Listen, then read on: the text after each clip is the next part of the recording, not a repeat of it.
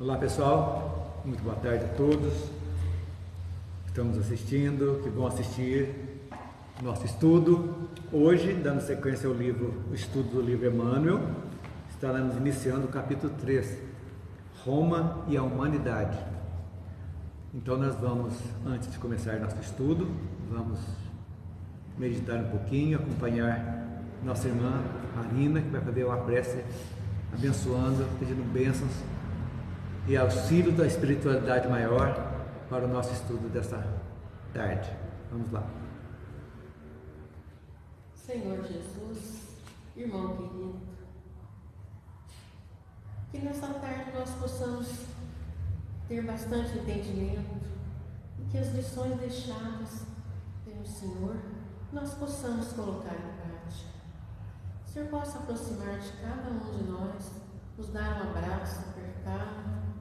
Os nossos amigos que estão assistindo em casa também, recebam esse abraço carinhoso e que essa paz, essa luz que o Senhor está transmitindo para nós possamos repartir com todas as pessoas que encontrarmos pelo nosso caminho, principalmente os nossos familiares. Peço também a proteção para as pessoas que deixaram os nomes nos cadernos, os encarnados e os desencarnados. E vamos agradecer a Deus por mais um dia de vida, agradecer a espiritualidade amiga que preparou para nós esse ambiente e pedir a eles proteção e luz para que possamos tirar o maior proveito das lições que vamos estudar hoje. Continue conosco, Senhor, nos abençoando, nos fortalecendo, nos dando a paz e nos dando a luz, hoje, agora e sempre. Que assim seja. Que assim seja. Para o pessoal que está em casa, que não tem um livro, então nós estamos fazer a leitura do texto que nós vamos iniciar agora. A Elisângela vai fazer para nós e depois a gente vai explanar, então vamos discutir e detalhar. Vamos lá. Roma e a humanidade. Meus caros amigos, alguns de vós que aqui vos achais possuis dedicação e amor à causa da luz e da verdade. É lícito, portanto, procuremos corresponder aos vossos esforços e aspirações de conhecimento, ofertando-vos todas as coisas do Espírito, dentro das nossas possibilidades, para que vos sirvam de auxílio na escalada difícil da verdade. Numerosas são as falanges de seres que se entregam à difusão das teorias espiritualistas e que operam, na atualidade, o milagre do ressurgimento da filosofia cristã em sua pureza de antanho. É que chegados são os dias das explicações racionais de todos os séculos que tendes atravessado com os olhos vendados para os domínios da espiritualidade, devido aos preconceitos das posições sociais e sentimentos de utilitarismo de vários sistemas religiosos e filosóficos, desvirtuados em suas finalidades e em seus princípios. Nossos desejos seriam os de que a nossa voz fosse ouvida, vinculando-se à palavra da imortalidade sobre toda a terra. Todavia, não serão feitos em vão os nossos apelos. Por constituir tema de interesse geral para quantos mourejam nas fainas benditas do conhecimento da verdade, subordinei essas palavras à epígrafe, Roma e a humanidade, a fim de levar-vos a minha pequena parcela de instrução sobre o catolicismo, que, deturpando nos seus objetivos as lições do Evangelho, se tornou uma organização política em que preponderam as características essencialmente mundanas. Muito interessante. Exato, muito interessante. O que Emmanuel nós podemos tirar desse aí? Ele fala para nós. Ele está tratando então da adoção do cristianismo pelo Império Romano, que realmente começou a tragédia de deturpação que está dizendo aí, né? E as consequências que houveram depois que o Império abraçou o cristianismo. Então, no trecho de abertura, podemos dizer aqui, o autor se dirige diretamente aos espíritos, a nós espíritas, pode ter aí. Ele está dando uma mensagem para nós, espíritas, na realidade, né? diretamente para nós. Por quê? Porque a doutrina espírita realmente veio para tirar realmente a essência do evangelho primitivo, realmente tirar os adereços que foram colocados, realmente para as pessoas perceberem a beleza da doutrina do Cristo, aquela coisa pureza, né? Existe lógica, né? Razão, bom senso e tudo, para a gente ver que é simples, que para seguir Cristo, os seus ensinamentos, é simples, basta que nós queiramos. Aí que mora o perigo e mora o problema. Nem sempre nós queremos. Por quê? A gente sair da zona de conforto é muito difícil. Se está bom aqui, a vida está me... É ruim, mas tá bom. A vida está me fornecendo prazer, está difícil, mas está bom. Tem cerveja, tem festa, tem tudo. Está ótimo. Por quê que eu vou pensar, por exemplo, em responsabilidade de escolher, que tudo que eu escolho vai ter um reflexo? As burdoadas estão vindo e você está falando, Deus está me castigando, tal, e vou continuar do mesmo jeito. E não entende. O que eu fiz para merecer isso? O que eu fiz para merecer isso? Isso aí é a que mais você escuta. Agora, nós espíritas não temos o direito de falar isso, porque o que eu fiz para merecer isso? Tem certas perguntas. Aí, essa realizando, o que eu fiz para merecer isso? Aí é pergunta que a gente não cabe. Não cabe mais, velho. Que a gente sabe. Nós sabemos, às vezes não queremos enxergar, mas nós sabemos o porquê. Porque se não são reflexos destas, são de outras. Naturalmente. O que não tem explicação para esta, você analisa tudo, não acha? Então, em algum momento, eu preciso reequilibrar de situações do passado, que agora são postas à prova para mim. Exercer tolerância, né? Perdão, que não é fácil. E grupo familiar é complicadíssimo, porque o grupo familiar não é só desta vida, é de outras que vem vindo depurando, algozes e vítimas trocando de lugar, vem. É fácil, gente, só quem vive sabe. É muito difícil. Tem dia que você pensa que as coisas vão sair, você cria tudo uma varinha de condão para resolver o problema. Mas na realidade nós sabemos que tudo vai passar. Tudo depende daquelas situações que você não pode ficar preso a isso também e esquecer de viver. Então a doutrina tem para mostrar isso aqui muito interessante. É isso que ele fala aqui. Não é condenar a Igreja Católica inteira, mas dizer o fato que ocorreu, que foi deturpada totalmente os ensinos dele, a simplicidade dele, em prol da política do Estado. Então isso que é complicado, né? Então a gente tem que pensar nisso sempre. Seguindo então, naquele período então que Emmanuel escreveu, é a década de 30.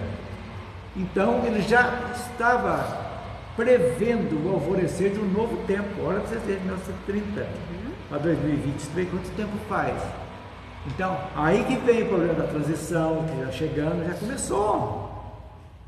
Na realidade, quando Kardec abriu, ele deu o start, né, da transição, foi com Kardec, que veio mostrar certinho esse século XIX. E quantas pessoas de luz nasceram no século XIX, que vieram trazer seus... em todas as áreas da ciência, da religião. A transição estava por ali mesmo. Vindo de lá, né? Exatamente.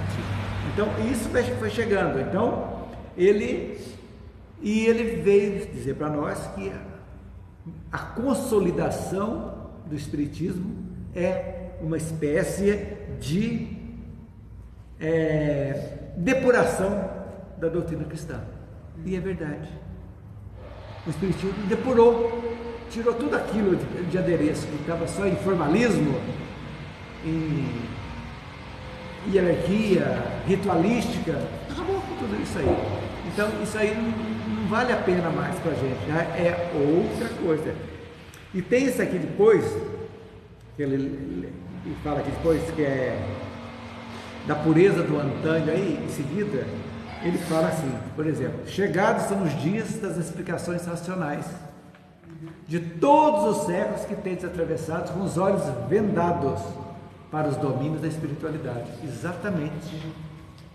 Nós estávamos com os olhos vendados. Nós tínhamos que crer uma fé cega. que não admitia controvérsia. Mesmo você achando que aquilo é um absurdo, você tinha que crer. Veio o Espiritismo, que a fé tem que ser racional, tem que entender que tudo tem uma racionalidade. O mundo é racional, tudo tem uma lógica, a sequência. A própria natureza tem uma sequência, podemos dizer racional. A semente que frutifica, que vai até crescer da semente. A árvore está dentro da semente, mas não é a semente, não é a árvore ainda, mas está dentro. Né? Então, que vai sair, que vai dar árvore, que vai ter frutos e que vai ter gerar novas sementes. Então, é uma lógica. Então, tudo isso para entender. Então, o interesse de Emmanuel, podemos dizer isso aí, é jogar uma luz para nós no contexto grave da humanidade, que precisava chegar a um ponto de mudança. Exatamente por que essa mudança? Porque o tempo da Terra já está chegando no final. Ele já antevia isso lá, em 1937, que ele escreveu esse livro. Já estava vendo, está chegando o tempo. Então as pessoas já precisam se modificarem, o modo de agir, de pensar, né, principalmente de falar. Por quê? Diga, pode terminar. Aqui está falando, né, que são chegados os dias. Isso aqui é Emmanuel. É. Mas lá na Gênesis, também. No capítulo 18, são chegados os tempos. Exatamente. Não encaixa tudo aqui. Veio só complementando aquilo que Kardec disse. Por isso que eu digo, a transição começou com Kardec. Pois é. Aquele capítulo lá de estudo, né? Então, não tem como a gente ver que realmente as coisas estão ocorrendo. E se nós, em algum momento, o Espiritismo nos atraiu realmente e nos preencheu com respostas claras e objetivas, é porque nós também temos um trabalho a fazer. Não só nesta, mas nas próximas também. Esse é um fato. É um fato. A quem muitos foi dado, muito será cobrado, muito será pedido. Faz parte da vida. Então, porque nós... Aí, vamos abrir um parênteses. Por isso que a palestra, você falar em 20 minutos é difícil, estudo dá. Vamos abrir um parêntese. O que é frequência vibratória? Não é o que nós fazemos? Nós criamos o nosso padrão de acordo com o que pensamos, falamos e agimos? Então, quando você tira essas coisas absurdas de castigo de Deus e coisa e tal, e começa a pensar, a melhorar o nível do pensamento nosso, que você começar a entender as pessoas que quando te ofendem, quando te magoa, você pode ter até um primeiro ímpeto de responder, mas reflui, você vai aprender a refluir devagarzinho. Nós estamos controlando o nosso frequência vibratória, que vai criar um padrão. É esse padrão vibratório que começa a influenciar. É igual a água na boca, segura a água. Segura. Exatamente.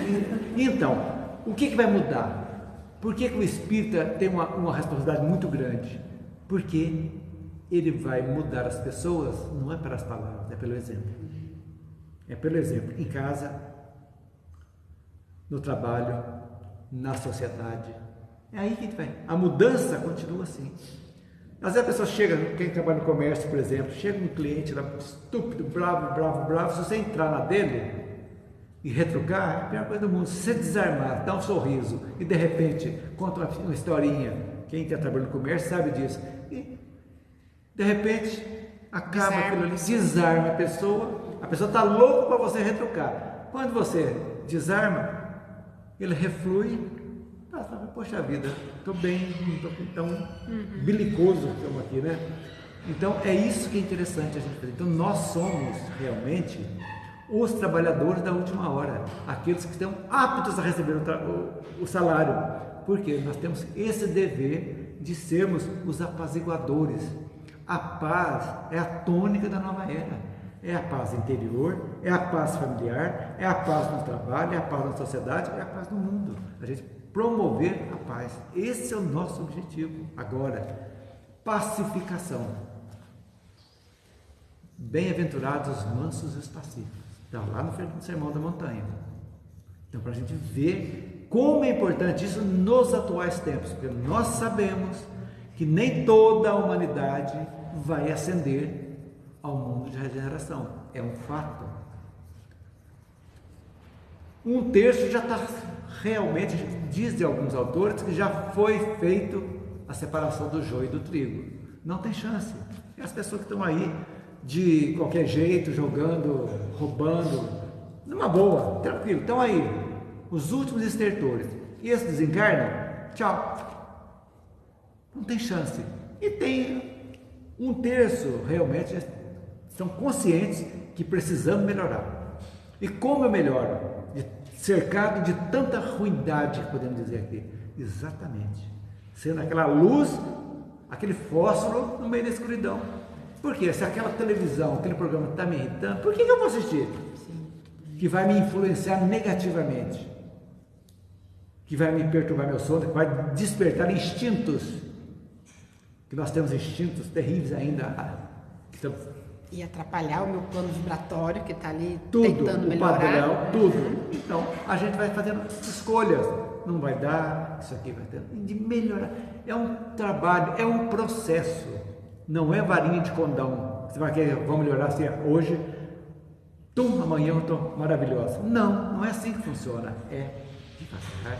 Mas o processo não pode parar. É esse aí que está. Você tem que estar no processo. Eu não melhorei ainda, mas estou no processo. Então, eu tenho chance. Eu, entre aspas, dizendo, não sou eu, Clayton, no sentido amplo. É lento.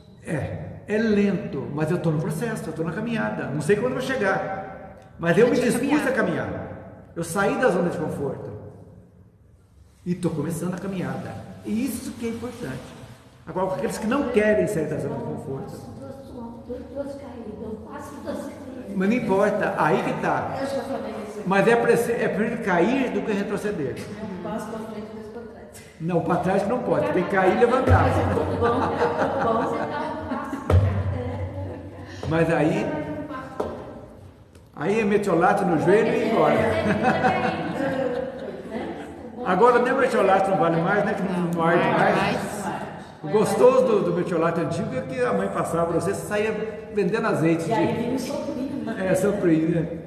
Então, gente, é isso aí. Para início, acrescentar alguma coisinha, por exemplo, da história de Emmanuel, que ele conta para nós, né? Não aqui, mas em outros livros, sobre o senador Públio Lentulus, né? Que teve a oportunidade de conhecer e dialogar reservadamente com Jesus.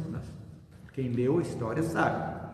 Contudo, não seguiu de pronto o mestre e seus ensinos. Fez isso nas vidas posteriores. Né? E a fala de Jesus para ele, né? Faça isso agora, porque senão vai ser durante muitos anos da humanidade, da eternidade. E foi mesmo. Ele escolheu não aceitar. A grande oportunidade que é milênios, né? É isso aí, né? E de forma exemplar depois, né? Que veio, que tá. Encarnado. Poderia ser antes, né? É a história de Emmanuel. De Emmanuel. Né? Ele podia estar, mas teve que passar, né? Então, encarnado, depois Emmanuel integrou as comunidades cristãs primitivas. Né? As notícias de suas encarnações indicam que foi padre em 4 delas. Foi padre. Quer dizer que ele conhece a fundo o que foi a igreja, desde das idades. O capítulo 8 aqui é para poder. É isso aí. Vai chegar lá, caso não chegar. Em 2 dessas serviu no Brasil. E noutra acabou canonizado e virando santo também. Então, isso aí eu nem sei qual que é santo, porque ele está falando comigo aqui, então deixa o santo para os católicos, né? Sim. Então, a tal trajetória espiritual confere a Emmanuel, é muito importante a gente saber, uma autoridade plena para dissertar sobre a história da Igreja Católica e sobre o impacto desta na civilização. Falando que ele viveu, né? Viveu. Ele teve esse meio, né? De carteirinha mesmo, né? Ele foi tudo, sofreu tudo isso aí, viu o que era, participou também de alguma coisa, na hora que teve para lá. Então, ele vem aí depois, ele vem dizendo, né, que o catolicismo tornou-se uma organização política em que preponderam as características essencialmente mundanas do mundo. É verdade. vive para a sociedade. Hoje, tanto que o Vaticano hoje é um estado que tem embaixadores, tem política, tem banco, tem tudo. Tem guarda, tem exército. Os exércitos que antes tem hoje, em menor número, mas é a mesma coisa. Mesma coisa. Então, ele indica, entretanto, que o seu objetivo não é mera crítica à atuação da igreja. Isso porque dirige aos que possuem dedicação e amor à luz do quê? Da verdade do cristianismo, do evangelho. Então, o que foi? A igreja está em tempo de modificar e vai modificar. Vocês podem ter certeza disso, que a tendência natural da evolução, a igreja se adequar também à razão, à lógica e ao bom senso. Já está começando. Já. Um pouco, mas vai chegar. Teve seu mérito também. Teve. Porque foi uma maneira, naquela época, difundiu-se a doutrina, né? De uma maneira torta, mas foi difundida.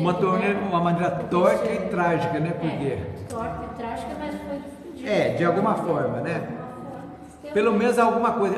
Porque veja bem. Os jesuítas, se não fossem os jesuítas, como é que ele... Então, e os jesuítas no Brasil foi um espetáculo, e lá na Europa foi uma tragédia. Uma tragédia. Aqui eles ajudaram muito, mas lá foi uma tragédia. Era o Papa Negro, né? O chefe lá dos jesuítas lá, né? Então era uma organização política mesmo, os jesuítas. Mas aqui vieram realmente com outra ideia. Anchieta, Manuel de Nóbrega, tudo eram jesuítas. Então vieram com outra, já guiados pelo alto. Veja bem, não podemos generalizar a Igreja Católica como um todo, mas assim, porque muitos dos seus pastores eram realmente pessoas fiéis ao Evangelho. Muitas coisas nós sabemos.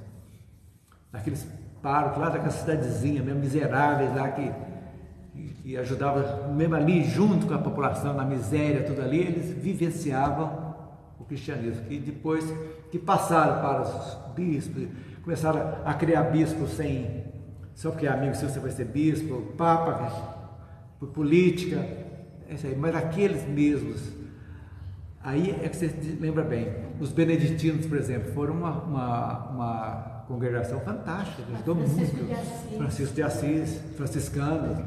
Teve seus méritos, né? Teve. Não, tanto que Francisco de Assis veio exatamente para chacoalhar. Chacoalhou, mas não deixou. Eles voltaram e depois seguiram ainda. É como diz aqui, que ele fala de que Jesus fala para Públio Lento, né? Segue agora ou vai depois. Segue depois. Caio, você mencionou aí sobre Emmanuel ter sido, inclusive, santo, né? Considerado santo pela igreja. Isso é especulação minha, tá? Algumas vezes eu já liguei Emmanuel, a filosofia de Emmanuel, a Tomás de Aquino. E Tomás de Aquino tem uma história de Tomás de Aquino. No final da vida dele, ele teve uma revelação que só depois ele mencionou para outro companheiro dele lá, que era monge junto com ele. Depois de algum tempo, de tanta insistência, o monge perguntar para ele: mas por que? Diga-me por quê. Pelo amor a Deus, me diga por que parou de escrever a Suma Teológica, né, que ele estava escrevendo. Aí ele falou: já que pediu pelo amor a Deus, então eu vou lhe dizer, aquilo ali que eu estava escrevendo é palha, merece ser queimado. Isso Tomás de Aquino que falou sobre o que ele estava escrevendo. É o compilado do que ele já tinha feito, né? As obras de Tomás de Aquino é estudada em qualquer curso de teologia. No estudo de teologia até hoje, Tomás de Aquino. Ele mesmo disse, né? Dentro da Igreja Católica mesmo é explicado essa passagem de Tomás de Aquino. Que ele disse que o que ele estava escrito, agora, com base em que ele disse isso? Com base na revelação que ele teve. Ele teve um encontro mediúnico. A igreja não fala em mediunidade, né? Mas ele teve uma revelação, ele teve uma visão, e a partir dessa visão que ele não mencionou o que que dizia essa visão, a partir dessa visão ele tomou essa decisão de não ia terminar a obra. Por isso que ele falou que era palha. Que não tinha essência. Podia ser considerado palha. Não tinha sentido nenhum. A partir da visão que ele teve, da explicação que ele teve, com a visão que ele teve, provavelmente alguém bem superior tenha aparecido para ele e falou: ó, você está enganado em relação a isso que está escrevendo. Exato, pode. Lógico. Com certeza. Apesar de ele ter falado isso, depois que ele faleceu, a própria igreja pegou o compilado dele, né? E daí para frente, nos estudos de teologia, até hoje ainda é usado. Exato. Interessante. Apesar de ele ter dito isso, né? Então, gente, é isso que eu falo. A oportunidade que nós estamos tendo é muito importante nas nossas vidas. O estudo que a gente vê aqui é muito importante para você ver a história, dá para acompanhar. Por isso que eu sempre digo, vou falar de novo, Jornada dos Anjos, vale a pena ler de novo e adquirir. Já li. Conto o meu também, eu já folhei ontem, me deu tanta vontade de ler de novo, mas eu não tenho tempo. É grosso, né? Tem umas 500 páginas, eu acho.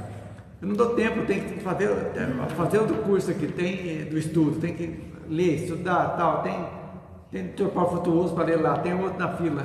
Mas coisa para assistir, que vocês chegam e falam com a gente. Tem o IESH que eu estou assistindo, o IESH. Eu estou também. Acho que em 10 anos eu acho que nessa encarnação não dou conta de ler tudo que é para ler. Eu acho que também não vai dar conta de eu ler de novo a Jornada dos Anjos, não, viu? Só vai aparecendo coisa nova, né? A gente fala isso, eu vou deixar para depois. Mas a jornada conta as reencarnações, as tantas reencarnações, até chegar aos dias atuais. Constantino já está reencarnando por aí. Não vou contar, senão vocês não vão ler o livro, tem que ler o livro. Spoiler. Quem é o autor dessa Jornada dos Anjos? O Espírito de Lúcio, Sandra Carneiro. Sandra Carneiro. Ela é fantástica. É um livro e começa lá em 324. A primeira página, vamos ver lá, em 324, Constantino, tá, beleza. A hora que eu li a primeira página de novo, reli, né? Falei, vou ler de novo. Não dá conta. Então, só para encerrar, eu vou ler de novo o último parágrafo que diz assim, ele fala assim, por que ele deixou o nome nesse capítulo 3 de Roma e a humanidade? A fim de levar-vos a minha pequena parcela de instrução sobre o catolicismo que, deturpando nos seus objetivos as lições do Evangelho, se tornou uma organização política em que preponderam as características essencialmente mundanas, que lamentavelmente até hoje. Agora, o 3.1, Roma e seus primórdios. Quem vai ler para nós? Posso, por favor? Aumenta mais a voz para ficar bem. Sai bem no. Roma em seus primórdios. Fundada em tempos remotíssimos por agrupamentos de homens que experimentavam a necessidade de recíproca defesa e proteção mútua, edificou-se Roma sobre as lendas de Rômulo, do rapto das Sabinas e outras. Habitada por indivíduos acostumados à rudeza, tornou-se populosa com os reforços de habitantes que constantemente lhe vinham dos núcleos circunvizinhos, vindo a ser em breve a cidade que se transformaria na célebre República, depois Império, e que tão fortemente predomina sobre os destinos humanos. Como, porém, não é o objetivo da nossa palestra o estudo da história universal, sintetizemos para alcançar o nosso desiderato. Então, aqui não tem muito o que falar, que nós já estudamos isso aqui, lá no A Caminho da Luz, né? Aprofundamos bastante.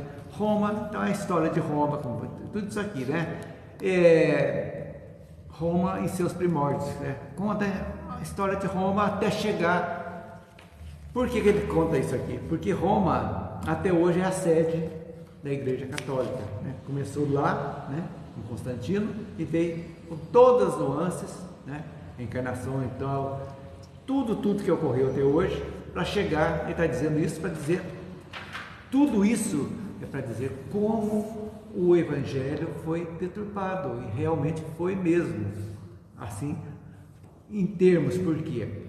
O primeiro golpe, podemos dizer assim, num bom sentido que teve, foi com Lutero, que ele traduziu a Bíblia para o alemão e pôs a Bíblia na mão do povo, que antigamente o católico não podia nem ter a Bíblia, eram os padres que falavam. Então, isso aí foi bom que popularizou a Bíblia e obrigou também, forçou de alguma forma a Igreja Católica também a se mexer, de alguma forma também, para se aproximar mais do povo, porque antigamente as missas eram em latim e que ninguém entendia nada, e de costa para ninguém entender, e de costa para o povo, para ninguém ver. Tinha ritualística, tinha que bater a campainha tantas das vezes, ela falava, ora pro nobis, tal, e o povo ficava ali. Então, isso aí, mas isso aí precisou um Papa, né, que foi João 23, né, no concílio da década de 60, que falou, gente, a igreja tem que precisar do povo. Então, cada povo vai ter a sua língua. Nada mais, quer dizer, alguma coisa está ocorrendo. Ainda existe a politicagem, existe, mas isso aí, então, tudo isso, Emmanuel, nesse estudo que eu estou fazendo, é para a gente ver a perspectiva da evolução humana.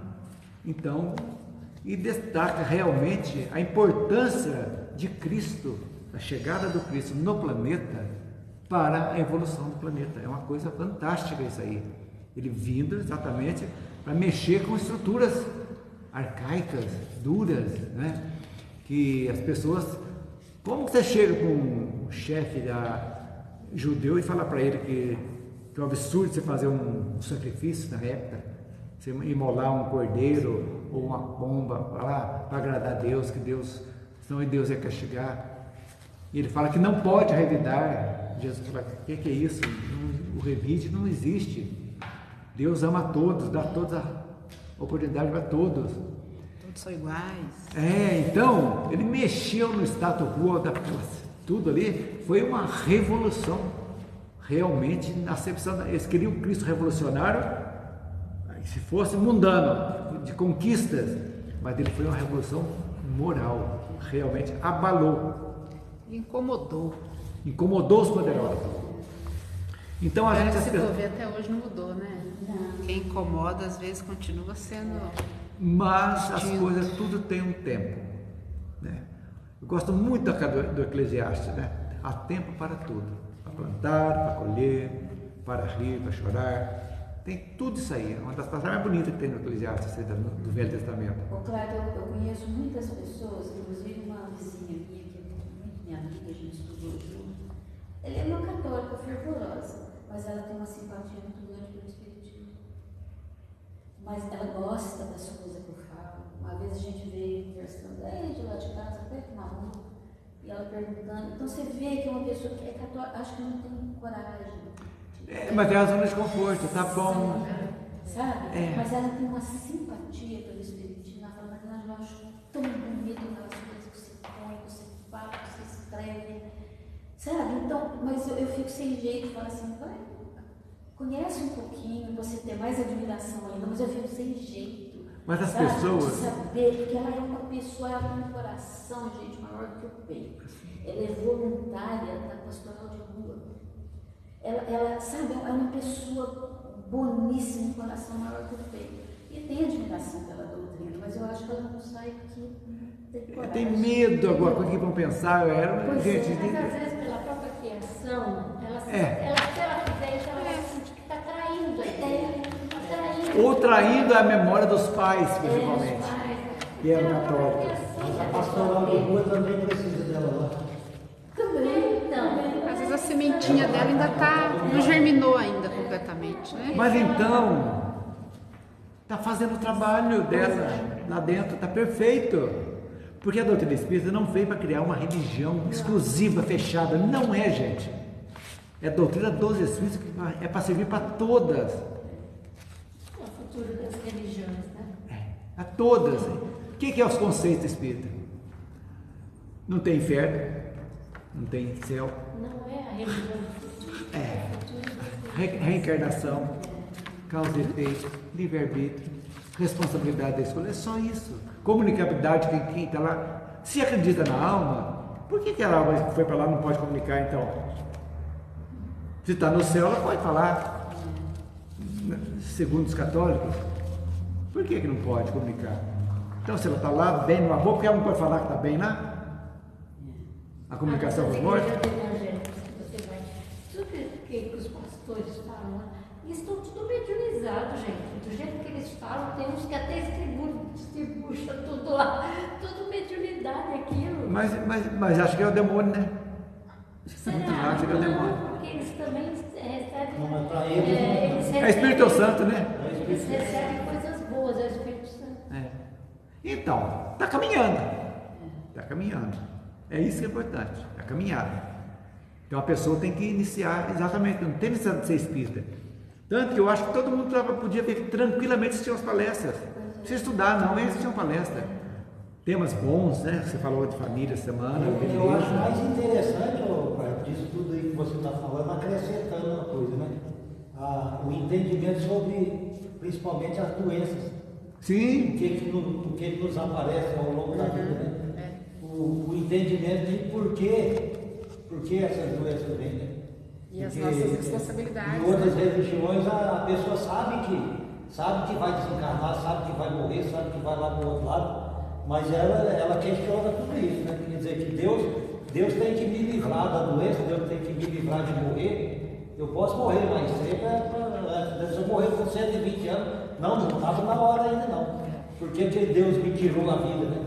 Me tirou a vida. Em velórios, então, você escuta cada coisa, né? A gente acredita, né? Oh Deus, porque Deus não E quer falar assim, obrigado, meu Deus, pela dor que me leva a refletir. E aquele que está lá, foi, graças a Deus, estou livre do corpo, estou embora. O pessoal chorando nó aqui, né? A dor leva a gente a refletir, né? Então, mas é o apego, né? Apego. Reflete. Mas é um apego para que vocês vão encontrar depois? Sempre. A pessoa normalmente pede, reza para mim, ora para mim, ou nas suas preces lembra de mim, mas para curar, né? Tipo assim, a pessoa está doente lá no hospital, moribundo, já prestes a desencarnar, né? Mas quer que ela sobreviva, que ela cure, que ela saiba. Essa é a esperança de um que morre. Esse aqui dentro do espiritismo ajuda a gente a Todo entender isso mundo aí, que está né? doente quer curar. É a esperança. Quem vai ler para nós agora o 3.2? Eu leio. Então vamos. O cristianismo em suas origens. Edificante a investigação, o estudo acerca do cristianismo nos primeiros tempos de sua história. Edificante lembrarmos as apagadas figuras de pescadores humildes, grosseiros e quase analfabetos enfrentarem o extraordinário e secular edifício, seguido pelos triunfos romanos, objetivando a sua reforma integral. Afrontando a morte em todos os caminhos, reconheceram em breve que inúmeros espíritos oprimidos os aguardavam e com eles se transformavam em anunciadores da causa do Divino Mestre. A história da Igreja cristã nos primeiros séculos está cheia de heroísmos santificantes e redentoras abnegações. Nas 10 principais peregrinações aos cristãos, de Nero a Diocleciano, vemos pelo testemunho da história gestos de beleza moral dignos de monumentos imperecíveis. Foi assim que, contando com a admiração das autoridades da filosofia em voga na época dos seguidores do Cristo, sentiram forte amparo na voz esclarecida de Tertuliano, Clemente de Alexandria, Orígenes e outras sumidades do tempo.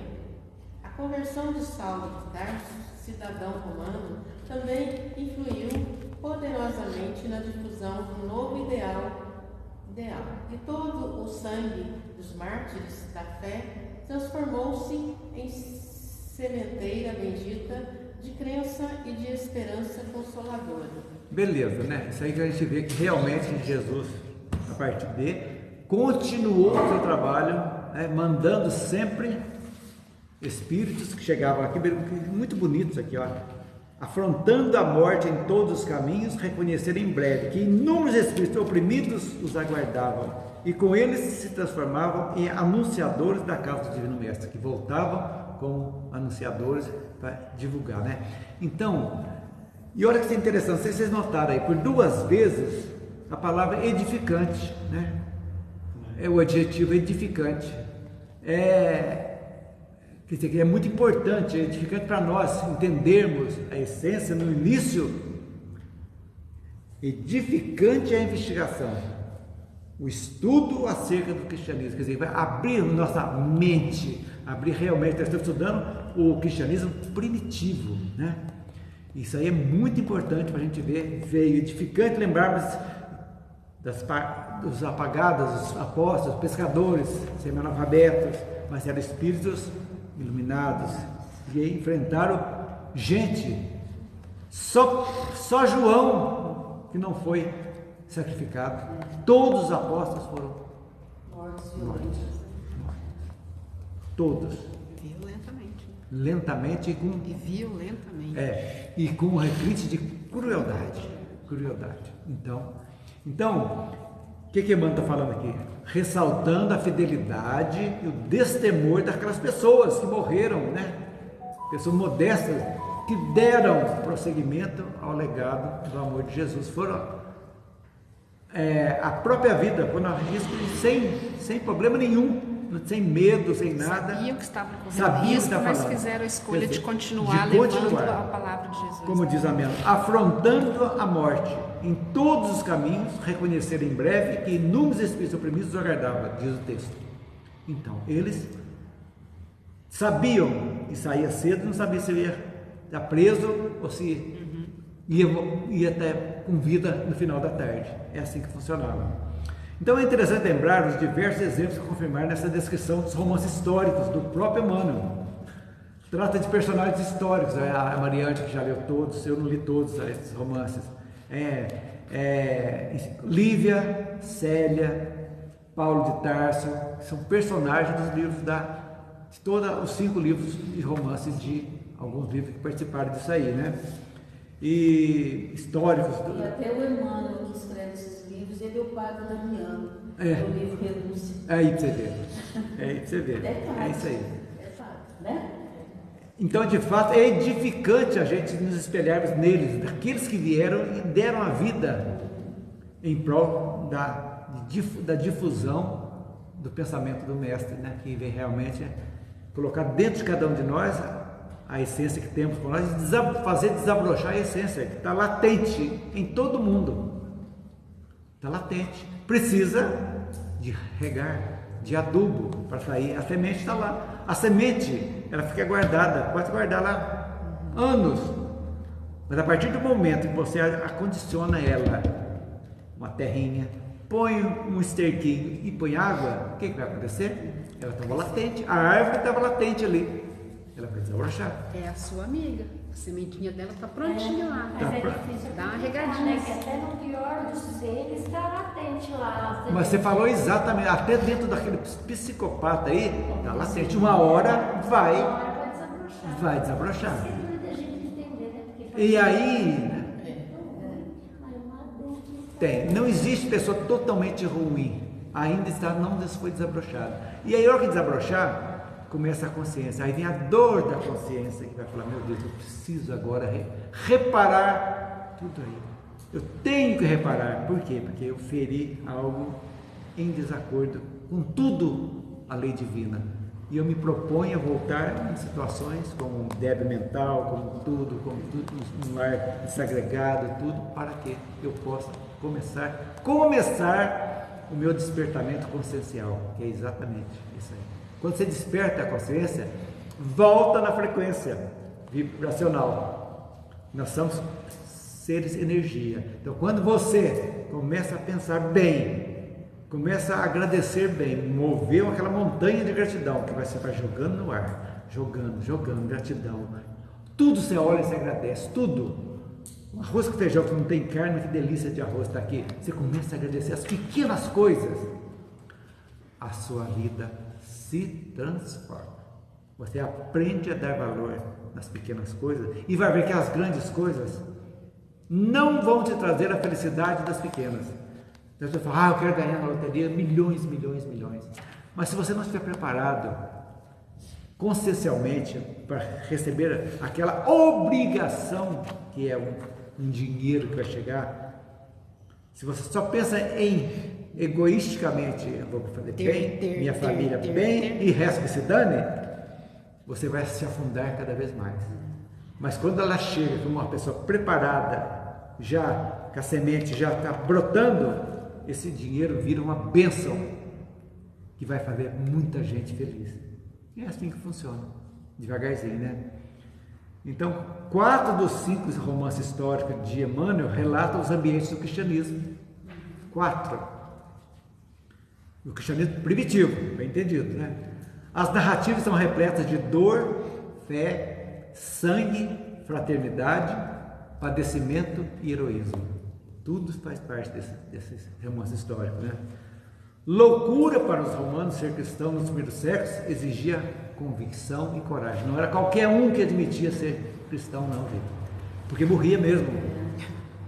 Morria, era perseguido, jogado para as feras. Só que depois, os perseguidos tornaram-se perseguidores dos próprios irmãos. Lamentavelmente, né? Os irmãos que não comungavam com a estrutura hierárquica da igreja, política da igreja, tornaram-se hereges, eram excomungados e eram também mortos do mesmo modo. Olha só a deturpação que teve, né? Então, isso aí. Então, Emmanuel fala para nós aqui, a gente pode tirar disso tudo aqui, como é importante essa submissão confiante de homens e mulheres que abraçaram a bandeira de Jesus, que era o símbolo do peixe. Vocês lembram? Aí vocês vão esotericamente falando, era de peixe, a era do Cristo que chegou, né? Depois, a era de Aquário, a que nós estamos da mudança. Então, termina-se uma era, com Cristo trazendo, pode dizer. Falando disso, de peixes, de Aquário, isso aí tudo era uma coisa muito verdadeira no livro Sublime Peregrino, tem tudo sobre os astros. Tudo tem uma razão de ser. Só que agora mudou tudo. Você tem pessoas que não saem de casa sem ler o horóscopo. Não, isso aí já... E isso aí, todos esses símbolos, Capricórnio, peixes, fez tudo parte da psicosfera da chegada de Jesus. Sim, tudo achando. Tudo. Então faz parte, isso é ciência. É, mas só que viraram horóscopo e virou coisa que não tem nada a ver. Deturpou. Como sempre. Ele fala aqui desses gestos de beleza moral dignos de monumentos. Quais seriam esses gestos que ele fala aqui? Tudo aquilo de fraternidade, de mostrar tudo, de realmente indo para a morte, mostrando que aquele amor a Jesus é mais que o corpo não valia nada, que eles tinham plena consciência que a alma estaria com Jesus, tal. Então, é digno de realmente... Por que eles nos revoltam? São os heroísmos santificantes. Heroísmos santificantes, exatamente. Não tinham esse apego, era algo que mexeu realmente com eles. Que nada abalava. Nada abalava. Eles iam cantando para o sacrifício. Iam sendo dilacerados pelas feras famintas. É uma coisa... Gente, o animal só mata para estar com fome. Então, aquele animal que matou os coitadinhos lá, ficaram semanas sem comer nada para matá-los, para comer. Eles tinham que alimentar da carne. Foram usados pelo homem para aquilo. a gente fala, né? Então, e fala por último aqui, né? Ele fala sobre o convertido de Damasco, né? Saulo de Tarso, né? Estou lendo ainda.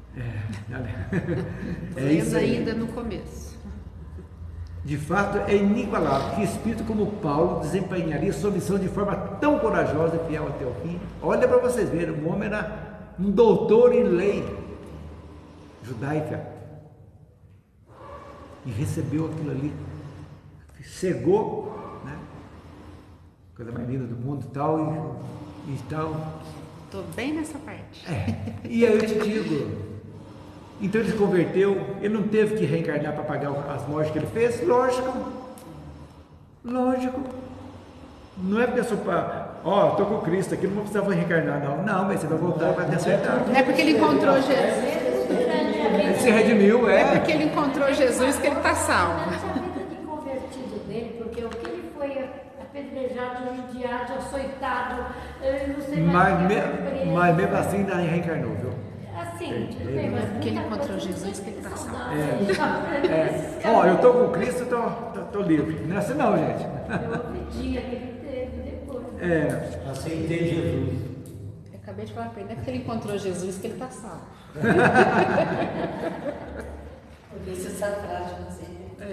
Olha para você ver, olha Paulo, foi judeu, cidadão romano, foi inserido na cultura helênica, grega, né? Ele tinha capacidade de fundar comunidades e manter comunicação entre elas. Existia as cartas que ele mandava, uma comunidade, existia o contato sem internet, sem nada, e elas se comunicavam. As cartas famosas, né? Divulgou a boa nova no Mediterrâneo. Seu trabalho, incluindo seus padecimentos e testemunhos, contribuíram decisivamente para a formação da sementeira cristã, constituída de consolações e de sangue. Paulo foi fantástico na divulgação da doutrina, do cristianismo primitivo. Ele andava mesmo, então, e não conheceu fisicamente Jesus, não conviveu com ele. Viu ele, lógico, mediunicamente, né? Aqui ele fala também, gente, a título de curiosidade para a gente fala de Tertuliano, Clemente de Alexandria, Orígenes. Quem foi Clemente de Alexandria? Agora a título não tem, eu estou colocando aqui só para, falou aqui, não vamos saber o que é isso aqui, né? Ele chamava Tito Flávio Clemente, uns dizem que nasceu em Atenas, em 150, e morreu na Palestina em 215. Ele foi escritor, teólogo, apologista cristão, grego. Isso aí. Quem foi Tertuliano?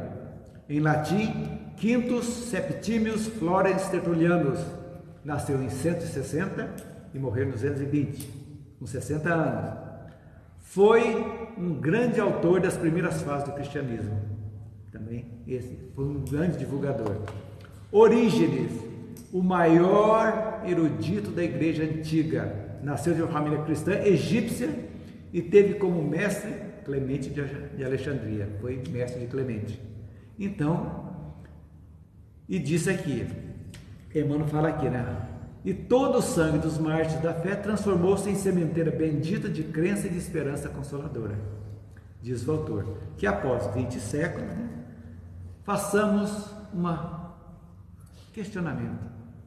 Para os cristãos de hoje, eu faço a pergunta para vocês. Quais são os circos e os leões? Quais são os testemunhos que se esperam deles, os cristãos de hoje? O que vocês acham? Lá tinha os circos e os leões, que você ia morrer por encontro. E iam firme. Então, para os cristãos de hoje, quais são os circos e os leões que irão provar a nossa fé? O que vocês acham?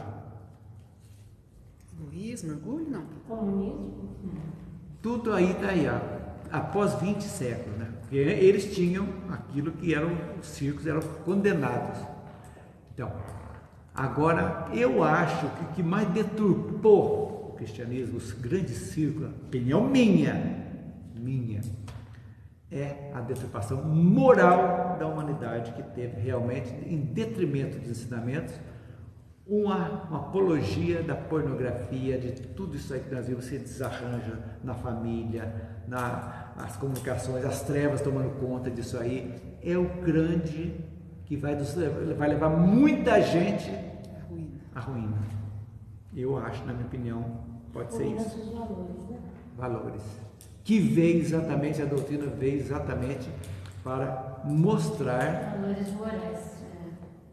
Tanto que a frase melhor que Kardec fala para reconhecer o espírito é essa transformação, o quê? Moral. Porque é a moral que vai nos levar ao amor, à lei divina que está dentro de nós, latente, para a gente seguir adiante. Mas, Cléber, eu concordo com tudo isso que você falou.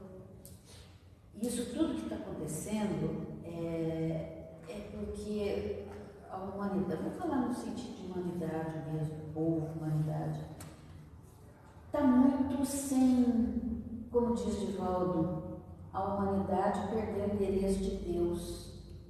Mas todo mundo sem é a materialidade, Mariana, é todo mundo material. Não acredita em nada, não se apega em nada.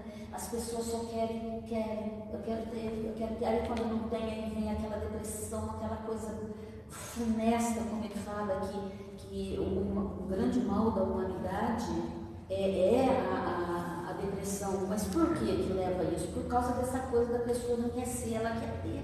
E quando não tem, vira tudo isso. As pessoas não estão mais conectadas com nada. Por isso que está essa boa. Mas por isso que Emmanuel fala para nós aqui no início de Roma, ele fala para nós espíritas, foi lido aqui, nós precisamos, nós somos realmente aquelas pessoas que vão estar, pelo nosso exemplo, pela nossa capacidade de começar a influenciar. Pessoal, eu não posso influenciar muita gente. Gente, se você influenciar teu filho um pouquinho, teu marido ou tua esposa um pouquinho, não tá bom? Tá ótimo. Pontos convergentes, devagarzinho. Cada um influencia um ponto, os pontos vão se juntando, né? Lógico.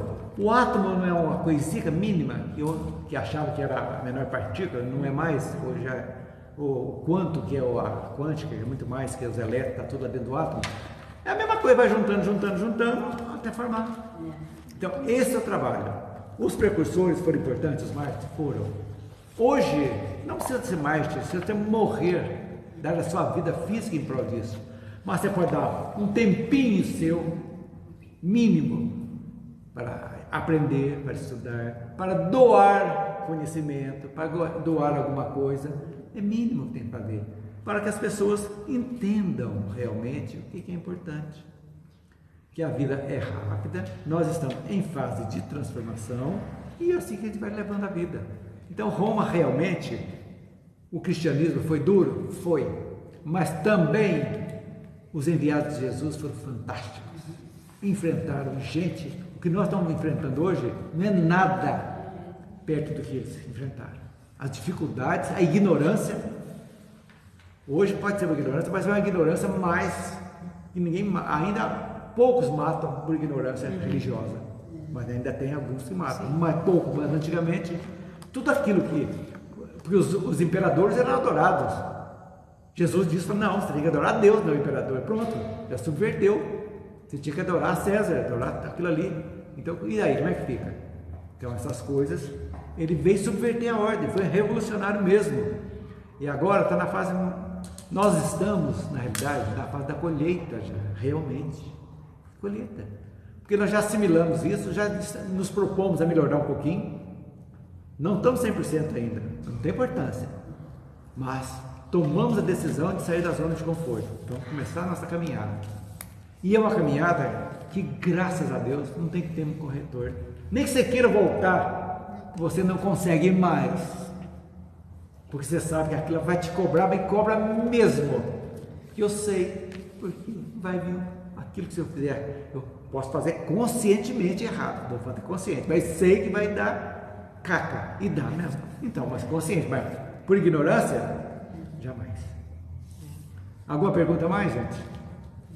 Então, semana que vem nós vamos ver os bispos de Roma. Nossa, esse é grande, viu, gente? Vamos ver se a gente dá conta. E as pretensões romanas. Talvez eu acho que fique. Tem muita coisa, viu? Eu acho que não vai dar conta não de ver tudo num dia só não, viu? É muita história. E aí, gente, então é isso aí. Vamos encerrar então. A Elisângela encerra para nós. Então, fechando os nossos olhos, vamos imaginar Jesus na nossa frente, nos abraçando, nos enchendo de luz. E vamos agradecer a Ele por todo o seu exemplo, por tudo que Ele trouxe para nós. E pedir a Ele que nos fortaleça cada vez mais para que nós possamos tê-lo como modelo e um dia chegar a ser como Ele. Vamos pedir também a espiritualidade, que olhe por todas aquelas pessoas que estão passando por necessidade. Vamos pedir a ela que vá até a nossa casa, deixe lá a sua luz, a todos que lá estão, a todos que lá entram. Vamos pedir pelas pessoas que não puderam estar aqui hoje. Vamos também pedir a espiritualidade que fluidifique a água que vamos beber e coloque nela todos os remédios necessários para a nossa cura. Confia sempre. Não percas a tua fé entre as sombras do mundo. Ainda que os teus pés estejam sangrando, segue para frente, erguendo-se por luz celeste acima de ti mesmo. Crê e trabalha. Esforça-te no bem e espera com paciência. Tudo passa e tudo se renova na terra, mas o que vem do céu permanecerá. De todos os infelizes, os que perderam a confiança em Deus e em si mesmos são os mais deditosos, porque o maior infortúnio é sofrer a privação da fé e prosseguir vivendo.